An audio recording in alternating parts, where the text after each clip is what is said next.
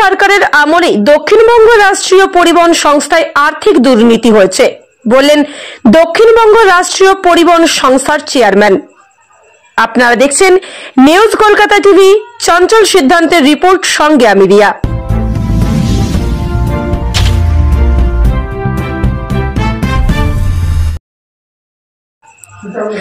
আজ দক্ষিণবঙ্গ রাষ্ট্রীয় পরিবহন সংস্থা ক্ষীরপাই ডিপো থেকে দীঘা ও করুণাময়ীর উদ্দেশ্যে দুটি বাসের শুভ সূচনা করলেন চন্দ্রকোনা বিধানসভার বিধায়ক অরূপ ধারা ও দক্ষিণবঙ্গ পরিবহন সংস্থার চেয়ারম্যান সুভাষ মণ্ডল মহাশয়।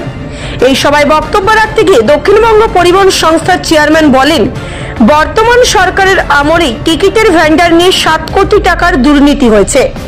এছাড়াও তৎকালীন দায়িত্বপ্রাপ্ত চেয়ারম্যান ও মন্ত্রী নানাভাবেই পরিবহন সংস্থার টাকা নয়ছয় করেছেন। তখন গাড়ি কিলোমিটার প্রতি আয় হতো 19 টাকা, আর সেই আয় বেড়ে বর্তমানে 35 টাকা হয়েছে। যদিও সেই সব আমলারা বর্তমানে তৃণমূলে নেই, তারা অন্য একটি সাম্প্রদায়িক দলে গিয়ে নাম লিখিয়েছে।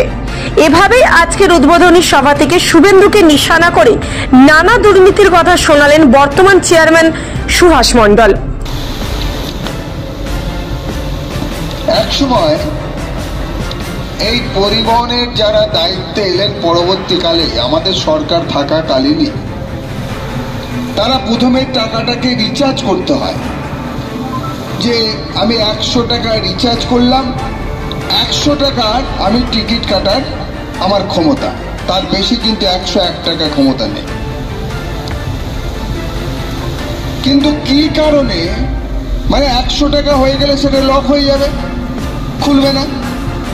কি কারণে, কাদের সাথে এই লক সিস্টেম ছিল না, এবং সেই সুযোগ নিয়ে এক শ্রেণীর ব্যবসাদার বলুন বা কারা এর সঙ্গে দায়িত্বে ছিলেন তারা বলুন, যোগ সাজস হয়ে এই কর্পোরেশনের প্রায় 7 কোটি টাকা তারা 2 নম্বরই করেছিলেন। আমরা আসার পরে পরেই যখন শুনলাম যে এই কর্পোরেশনে এরকম একটা ঘটনা ঘটে আছে, আমরা শোনার পরেই সেটাকে প্রথম বোর্ড মিটিংয়ে আমরা পেশ করলাম যে ঘটনাটা কি। কর্পোরেশনের এরকম একটা 7 কোটি টাকা দুর্নীতি করে যারা বেরিয়ে চলে গেল, তাদেরকে আমরা কিছু করতে পারবো না, এবং সেটাকে আমরা প্রাথমিকভাবে এফআইআর করেছি, এবং যারা এদের সঙ্গে যুক্ত ছিলেন তাদেরকে আমরা অলরেডি টার্মিনেট করেছি। কিন্তু আসল দোষী আমরা এখনো তাদেরকে কোনো সাজা দিতে পারিনি। এটা আইনের প্রসেস চলছে, কেস চলছে। তারা অন্য দলের নেতা হয়ে গেছে। আমাদের চেয়ারম্যান ছিলেন যিনি, তিনি বিভেদকামী শক্তির একটা দলে দাঁড়িয়ে গেলেন ভোটে।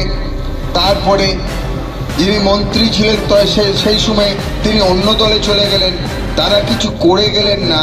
যে ঘটনাটা কি, আমরা কিন্তু যখন এলাম, বর্তমানে রাজ্যে দক্ষিণবঙ্গ পরিবহন সংস্থা 2018 সালের নির্ধারিত ভাড়াতেই সাধারণ মানুষের কথা ভেবে গাড়ি চালাচ্ছে। দক্ষিণবঙ্গ রাষ্ট্রীয় পরিবহন সংস্থা বিভিন্ন জায়গা থেকে এখন 500টি গাড়ি চালাচ্ছে। আগামী দিনে আরো গাড়ি বাড়ানো হবে বলে জানান। অনুষ্ঠানে উপস্থিত ছিলেন ক্ষীরপাই পৌরসভার চেয়ারম্যান দুর্গাশঙ্কর পান, চন্দ্রকোনার বিধায়ক অরূপ ধারা, জারা পঞ্চায়েত প্রধান উমাশঙ্কর চৌধুরী, আইএনটিটি সিইউ বিভিন্ন নেতৃত্ববৃন্দ। এছাড়াও আজকে অনুষ্ঠানে বিধায়ক তহবিলের টাকায় একটি বাতি স্তম্ভের উদ্বোধন হয়। বাস স্ট্যান্ড থেকে এই বাস ছেড়ে যাবে, সেই দিন আবার আমরা চন্দ্রকোনা বাস স্ট্যান্ডেতে হাজার হাজার মানুষকে নিয়ে আমরা এই ছোট্ট একটা কর্মসূচি পালন করব। কর্মসূচি পালন করে সেখান থেকে দীঘা যাবে। আর যদি সম্ভব হয়, যদি সুযোগ হয়, সেই দিন আমিও যাবো সেই গাড়িতে দীঘা দিয়ে। এবং আমরা যারা উপস্থিত আছি সকলকেই অনুরোধ করব, প্রথম দিনটা আমরা সকলে চলুন আমাদের এই দিদির দেওয়া বাসে আমরা দীঘা ভ্রমণ করে আসি। সকলকেই যথাযথ স্থানে শ্রদ্ধা। যে অনুপ্রেরণা তিনি দিয়ে গেলেন, আমরা নিশ্চয়ই চেষ্টা করব সেই সম্মান, সেই মর্যাদা দেওয়ার জন্য, তার কথার সম্মানকে এবং মর্যাদা দেওয়া। সব খবর সবার আগে পেতে সাবস্ক্রাইব করুন নিউজ কলকাতা টিভি। মাননীয় রূপধারা মহাশয়, দক্ষিণবঙ্গ রাষ্ট্রীয় পরিবহন সংস্থার চেয়ারম্যান মাননীয় সুভাষ মন্ডল মহাশয়, সাহেব